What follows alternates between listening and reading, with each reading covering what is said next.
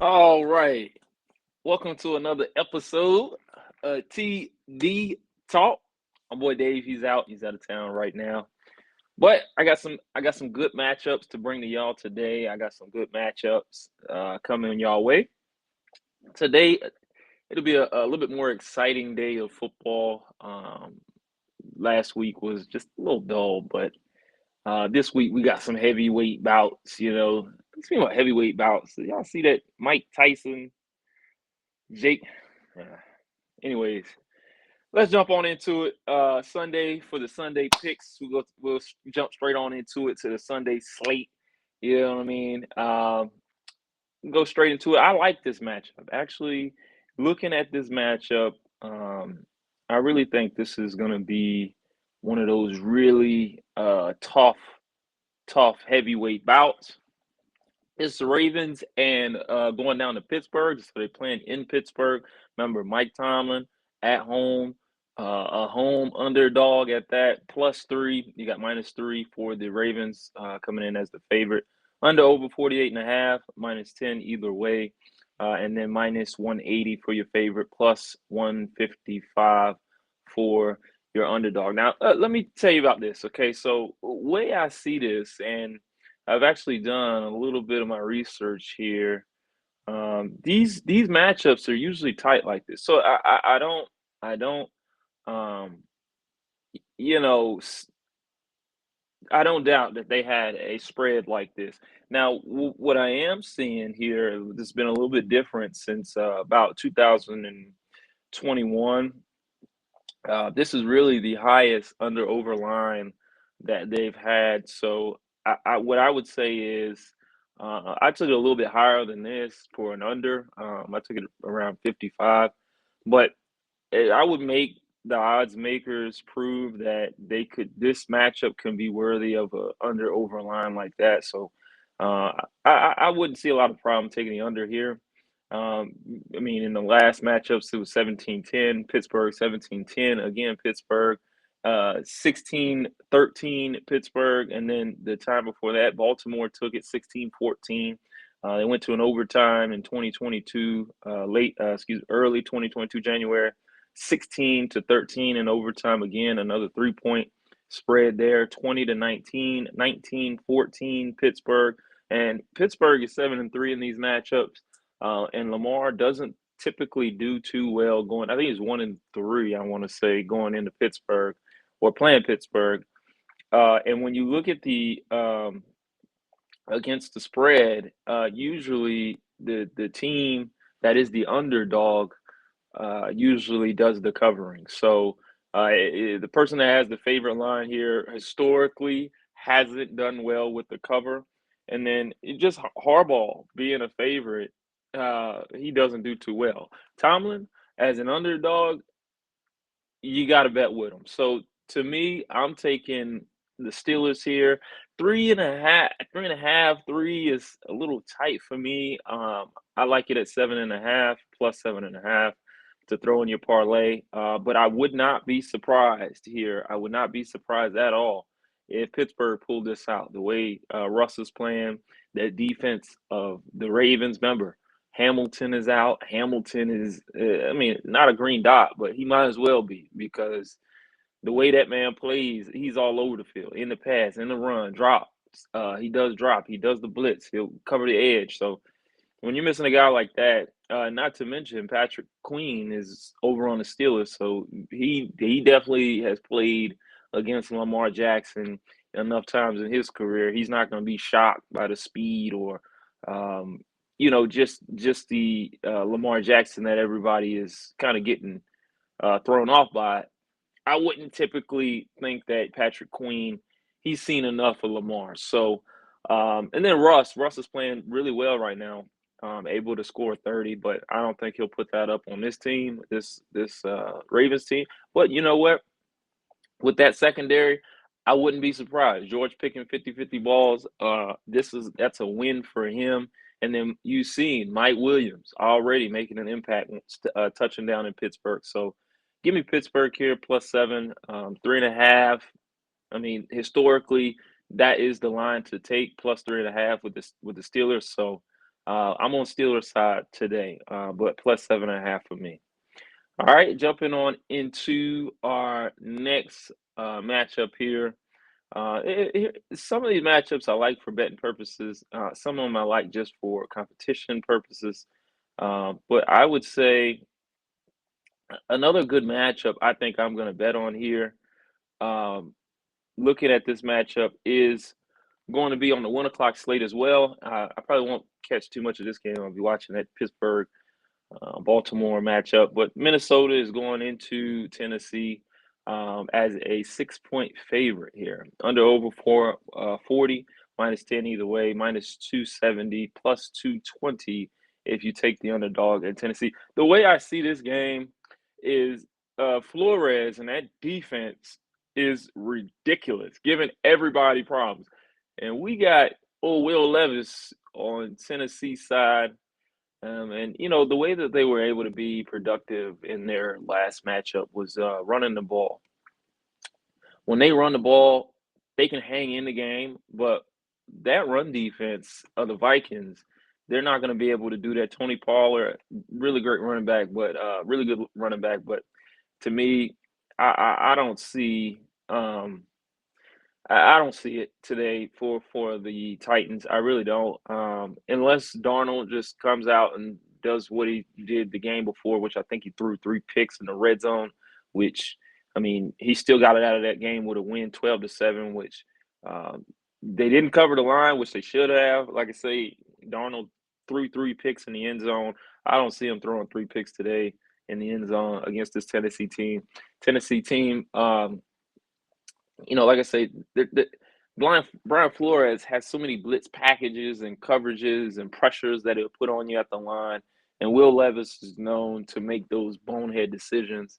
I just don't see him shoring up and being a sure quarterback and being able to have answers against this rush, against this blitz. So give me the Minnesota. I took a money line, straight up on money line, because they can have those games where they miss, throw picks in the end zone, and Sam Darnold can turn into a pumpkin. But give me Minnesota. Give me Minnesota, straight up on the money line here. I just can't take Texans. Excuse me, Tennessee Titans. I just can't do it. I can't do it. All right, so moving into our next matchup here, this will be a good one as well. I can say good amount of heavyweight bouts on this ticket today. You know what? Before we get into that, let's go into this one. I like this one for betting purposes. Um, so looking at this game, it'll be a good game, but I think that this this is Rams are going into New England as a road favorite. Under over 43, then you got -10 either way there, -210, +175 on New England if you're going to take New England. A lot of people, and I think that the spread really reflects the just the like that people have for Drake May. He's a young, rook, but at the end of the day, people kind of like how he's been playing and what he did against Chicago. But I'll say this that Rams defense is good. They're better than most people give them credit for. And I don't see Drake May having that type of success. They had a great win last week. What that does to the team's locker room, I feel like they on a high right now going into, and then they got a home game coming into this game, feeling themselves. But at the end of the day, Matt Stafford in that game last week, it was a tough game for him. A lot of flags, a lot of penalties. They couldn't quite get the ball rolling on last week. So the way I see this one, give me the Rams straight up here. I don't think they'll have as bad as a game as they had last week. Especially just because of all the penalties they had and how much it took them to try to get rolling. They just couldn't do it. But against this Patriots team, missing people on the secondary, missing people in the defense, Matt Stafford's going to dice them up. So give me Matt Stafford against Drake May. I don't think he's quite there yet, and the Patriots don't have enough weapons to stick it to the Rams. So, give me that. Give me Matt Stafford here in this space here. Uh, I don't see a problem taking a forward. Maybe if I could get it at 3, I'd take it at 3. But just give me the money line. But like I say, if you could find it at 3, I'd take it at 3. That I wouldn't have a problem with that. All right, going into our next matchup, we're going to be really exciting matchup as well. This is a classic matchup. And I like how they put this in the 4 o'clock block right after the uh, uh, Pittsburgh Steelers matchup. If you like this matchup, you're more of a San Fran fan and you're more of a Seahawks fan, this is a perfect matchup for you to kind of tune into. I know there's also a heavyweight bout at 4:30 as well, which I think they should have put at not 8:30. They should have put one heavyweight bout each block. But anyways, they got Seattle here going into San Fran. San Fran's at home as a favorite. San Fran is a -6 favorite, -110 Either way, you take it, and then over under 48.5 minus 110 there, and then minus 260 for the favorite in San Fran at home, plus 210 for Seattle as the underdog. Now, wait, when you're looking at this game, I think DK Metcalf is questionable, and he may play, he may not, and how healthy is he going to be if he does play? Way I see this game going, I mean, the 49ers really always stick it to the Seattle Seahawks. So way I see this game, McCaffrey's back. If you get Jordan Mason back a little bit healthy, Jawan Jennings coming back as well, one of their better receivers. Really, if you look at it, he's one of the best third receivers you can have. You still got Kittle, you still got Debo, and they're playing at home. The Seattle's special team, I mean, 49ers special team has just been bad. But I feel like they're starting to kind of get it together. They got down to the red zone multiple times and missed those field goals. I feel like eventually they're going to start punching that thing in. They got McCaffrey. Give McCaffrey the ball. Give him little quick screens. McCaffrey is still, even after his injury, I think he's one of the best running backs in the game. Slow week last week for him, but I think he'll start to get on the heater this week. I think they're going to open him up. And if he can stay healthy the whole game, I think that, he's going to cook. So looking at the 49ers, the last six of the 10 matchups 49ers have taken, and the Seahawks haven't won. I don't even think that they won since Geno's played, but they haven't won since December 5th of 2021. And the Seahawks, they covered in that one. They were going in as an underdog in that game, and they did cover. But outside of that, the 49ers, September 18th, 2022, they covered a 10-point spread. 2022 December, they covered a 3.5-point spread. 2023 in January, they covered a 10-point spread. They covered a 7-point spread in November of last year, and then they covered Seattle. They covered a 14-point spread, which it shows how dominant the 49ers. They went in with a 14-point spread, and then San Fran, they covered a 3.5-point spread. So the last six really matchups out of the last 10, Seattle 49ers have really been going in that thing as a favorite, as we see today. And they've been able to cover 7-point spreads, 10-point spreads, 3-point spreads. And the last, only one of the six wins, they were a 14.5 favorite, which they didn't cover that. That's a very high spread to cover. But what I see here, the spread scares me because of their special teams. I could see them missing more field goals. So the spread is high. If you could get it, an alternate at 3, 2.5, I'd take that. But the woes with the special team is just terrible to me. I can't go that high on a spread with a bum kicker. I mean, just you can't rely on this guy in the clutch. So I would take the 49ers here, either money line or if you can get it at minus 2.5, I'd take that. All right, let's jump on into this matchup here, and I really like this matchup. We'll touch on this matchup before we go into our last heavyweight bout.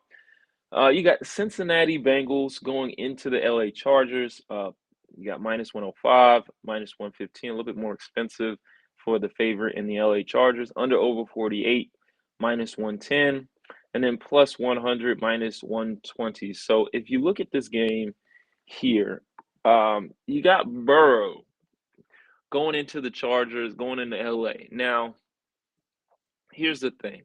Burrows is red hot. Even though the record doesn't reflect that, they played really tough teams, and they've gotten beat by really small margins, like 1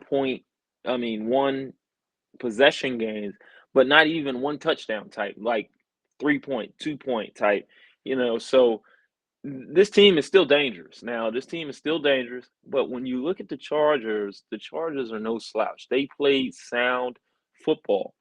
They don't turn the ball over. They got Justin Herbert back there. Let us not forget, he can throw that rock. Now, does he have a lot of people to throw to? Does he have stars? No, he doesn't. But at the end of the day, that Cincinnati Bengals defense cannot stop anything. I mean, they would have won some of these games if they were able to stop anything at all. Like, at all. I think the freaking uh, Florida State football team right now could go and put 30 up on them. I mean, that's how bad this defense is. It's just terrible. I mean, Jamar Chase, let him have almost 250 yards. Unbelievable to have that on a defense. And that's the reason I feel like they're losing at this moment. Joe Burrow's, like I say, red hot. They've lost scoring 34. They've lost to Philly. That was a tough game for them. They lost scoring 17. They lost again, scoring 38. They lost again. Washington scoring 33. My guys, we beat them, but they scored 33 in that game. They scored 26 against the reigning champs, the Chiefs.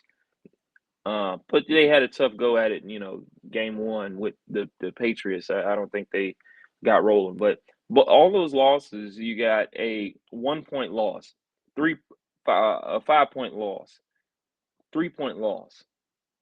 This one they got blown out, but the last loss was by 1 point again. So, and a 1 point scoring 34 points. So to me, that defense is terrible. It's terrible. They can't stop anything. So the way I see this, give me the Chargers with a little bit more points. If I had to take them, like I say, give me the Chargers. I put them in my parlay as +7 and a half, just in case they kind of, you know, can't get that last drive out and lose by a touchdown. But the way I see this is I could really see, uh, you know, Joe Burrow's playing well, putting up 20, and then the defense lets up 27. Like I could really see that. So I'm on the Chargers side here. Give me Chargers money line or give me them +7.5. A lot of people like the Bengals in this seat. I just don't see, if you don't have a defense, it's hard to win games. I mean, Joe Burrows is putting up record numbers for him, like really good numbers, but can't win the game because the defense. So I give me the Chargers +7 in this matchup. Sorry, I can't do it, Joe. I can't do it, Burrows. All right. Last matchup here we want to talk about here, which is one of the better matchups of the week. Now, this line is down to 2. It was at 3.5 earlier today. Oh, excuse me, earlier yesterday. I think I saw it at 3.5. But you got Chiefs as an underdog going into Buffalo. First of all, this is Patty we talking about. This is Patty Mahomes, okay? +2, -105, -115 for your favorites in Buffalo.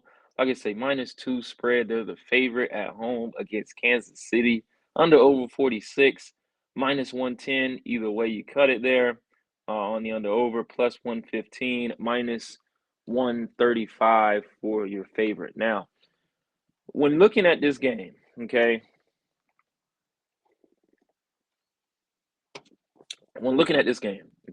if you look at this game, way I see this game is the Kansas City Chiefs are undefeated, and I get it. They have a lot of people say, some of them games they shouldn't have won, and I agree. I agree that there's some of those games that were lucky, very lucky, but this team is undefeated.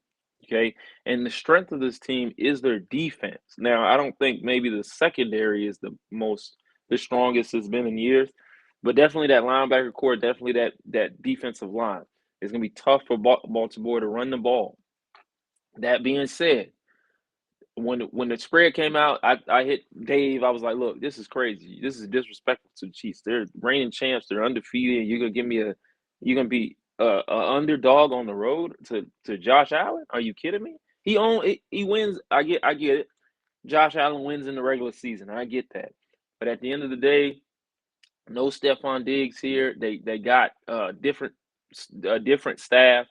And then if you look at it here, Amari Cooper, he's questionable with a wrist. Keon Coleman, he's out with a wrist. Then you have Kincaid, he's out with a knee injury. Then you also have Curtis Samuel, he's injured with a pec injury. So you don't have no run. You don't have no wide receivers. So the Chiefs wide receivers, the really the weakest thing on their defense. You can't even exploit it. You can't. You don't have Kincaid. If Cooper does play, he's got a bad wrist. So he's really gonna be like a decoy. How many balls can you throw to this guy with a bad wrist? Now, if he toughs it out and plays, more power to him. But you don't. You still don't have Keon Coleman, and you still don't have Kincaid. Now you have Dawson Knox, which we'll get to a little bit later. I think that he'll have a decent game today because of the Chiefs and they just love to give up tight ends, give up tight end numbers, catches, and all that. But if you look, like I say, if you look at it, you got their receiving core is out. So yeah, I could see Buffalo winning the game because of all their receiving talent and that run game could get going and then Chiefs might not have enough to get the job done. But you don't have your receiving core. You're not going to beat the Chiefs, the reigning champions, undefeated, with a half a receiving core, a half a team. So no, no way I'm taking Buffalo. No way I can't do it. I'm almost this close from betting some big money on Chiefs money line because I just see this. I just see Buffalo not having enough. You got Josh Allen. I mean, we seen before Amari Cooper touchdown when um, the Bills played the Ravens. When they played the Ravens that night, they played the Ravens. I had the Bills. I took the Bills in that matchup, and I got burned because at the end of the day, they couldn't move the ball with the run game, and they didn't have enough in the pass game. And that Baltimore defense, I think, is just as good, or maybe a little bit better. I think this year than well, I can't even say that because the Baltimore has been letting people back in games. They haven't been able to stop people and close the game out late. They've been letting people back into these games. So I think the Kansas City Chiefs defense may be better than the Baltimore defense. And the pieces that they had are similar to the pieces that they'll be walking into their home game against Kansas City as they did with Baltimore. And we saw how that ended up. They saying Pacheco may come back. I don't know how many touches he'll get, but still, Kareem Hunt has been enough. That man has been churning them and he gets those yards out of the backfield. I got Kareem Hunt for a couple catches today, and I think he'll have a good receiving day, kind of leaking out the backfield, catching those little check down passes. I really think he'll do well. But give me the Chiefs. Give me the Chiefs plus. If you kind of want to take it at plus 3.5, I took a little bit of a cushion and put them in a parlay at plus 7.5. But I'm this close.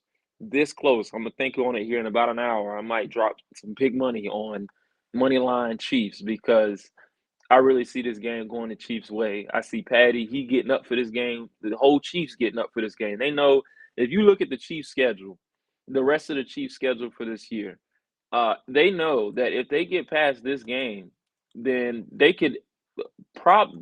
have a really good chance of going undefeated. Do I think it'll happen? They may trip up one of these because they still have to play the Raiders. That's a tough game for them. And then they got the Texans as well. They're kind of getting their stride back underneath them. And then they got the Chiefs as well. Excuse me, not the Chiefs, the Steelers. So if you look at this lineup, if they get past the Bills, they got the Panthers, they got the Raiders, they got the Chargers, they got the Browns, they got the Texans, then they got the Steelers and Broncos. So the Bills are probably the toughest team on this schedule outside of the Steelers. But then you got the Texans. How will they show up? Will they show up like they did against, some of their previous teams? Not, I mean, they showed up against the Lions. They really should have won that game. But uh, in time before that, they haven't looked well, and they are on a 3-game losing streak right now. And then the Browns, they haven't been good. Jameis Winston, Mr. Pick-a-Lot, he throw a lot of balls to the other team. So and then the Chargers, they don't have a lot of pieces, but they're a sound team. They beat them already this year. So, like I say, they know if they get past this game, they got a chance to go undefeated. They getting up for this game.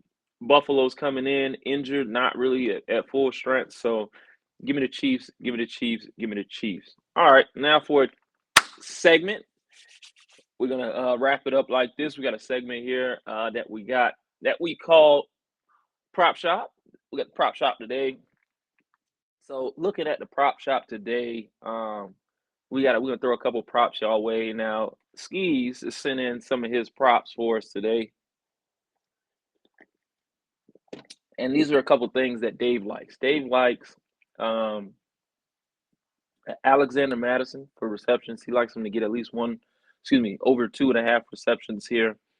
He sees that happening with the Raiders. And what I also say is that Brock Bowers reception line, if it's anywhere around that 5.5 mark, I would take that. I mean, they don't really have a lot of pieces. Brock Bowers is their favorite target, but I could see Madison getting a couple catches as well. Then you have over Mac Jones for a pick. I could see that. The Detroit Lions team is different.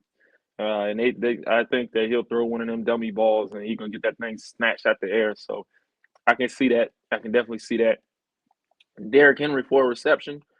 I can see that as well. I like that. And then also you got Blake Group for Group A. I guess it's the kicker, but he's betting here on the field goals over 1.5. So these are some of the props here that we got for you. These are Dave's selection, and I agree with a couple of these up here. Take some of these props, throw them in your parlay, build your ticket, and go ahead and lock something in. Now, also, I got this here. We put this in. I think that I got Keenan Allen over 3.5 receptions. I think that with this new coordinator, they'll try to get a couple receptions here to the receivers.